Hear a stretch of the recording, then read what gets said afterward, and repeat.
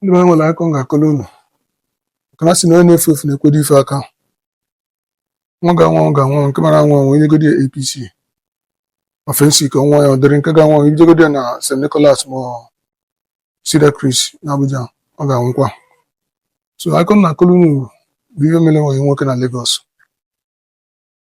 ọ kwadoro ya nwa ọ ga-anụ nwaanyị about 6 months o ji nụ nwaanyị mgbe na-ekpesa na nwunye na-agbakwanụ n'ezi amara ihe kpatara ya na ọ na-esi ụmụ nwoke too much na ọgba abụọ na ọ na-enwudi ya ihere ndị a na-akụkwa ndị ọmụ mmadụ na-akọli ya na ọ na-enwudekwa ya so ti mgbe na-ewuli ndị na-arụ na-ewute ya na ọmarazi what so na ọjụgo ndị ọya nwaanyị ya kedu ihe bụ ife orino wee ọgwala unu kpatara ọ na-eme kpatara oji ọ nọda satisfy ya kpatara oji esi ụmụ nwoke ihere ndị esosi ndị ọya na Lagos agwa na asị na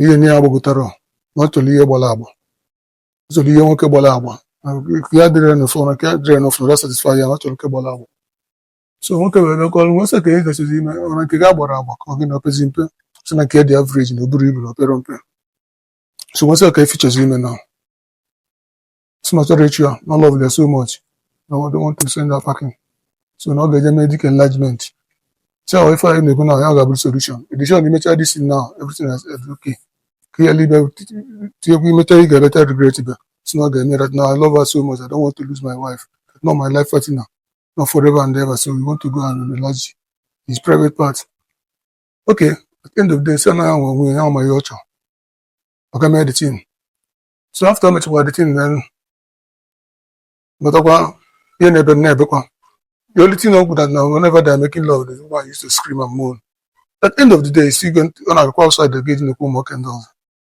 So I now begin to tell him say that now if you get angry that no bro by yeah and the boy say that now and one come on is going to be a physical survivor that I remember what one lady some time ago that now often private work believe but you know say that now na my nwa nke anụ egbo na-ezi na ọ dị n'ọbara so ya ma ọ igbo na-ezi when dị n'ọbara yes ma nwoke ma nwaanyị igbo na-ezi dị n'ọbara because I remember what my uncle told me that na oya nwoke na nwaanyị nwunye na-agba n'ezi na ọdị n'ezi ndị ọya nne na-agba n'ezi na-emes up na-emechi eru na-edine mana compound everywhere na-edine so nwoke bụ kwado wee sị na ọ ga-eje report ọrụ kwa digel bụ onye Anambra so abịa na be digel ya report ọrụ papa ya.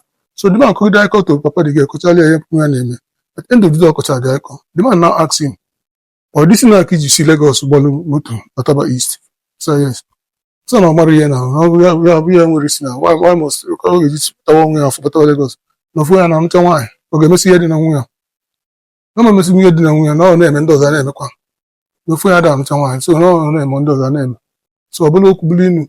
So the other one, if I am a Messi, let's move you got to keep myself in this year. So the name is here. So no one go. Need enlargement. I'm stop your wife from if it's just like walking out on easy. You get when you get them BBL. Can't stop the man from looking outside. Odina Obala. So I don't know. So we're gonna do when you get up on easy. The best solution. But I'm not going to end in the regime. You stop from Ibon easy. You know, says because when the Elio phone. Ilé Fogusi, Ilé Nka, Ilé Tanimuruku. They talk about the one. So that is it.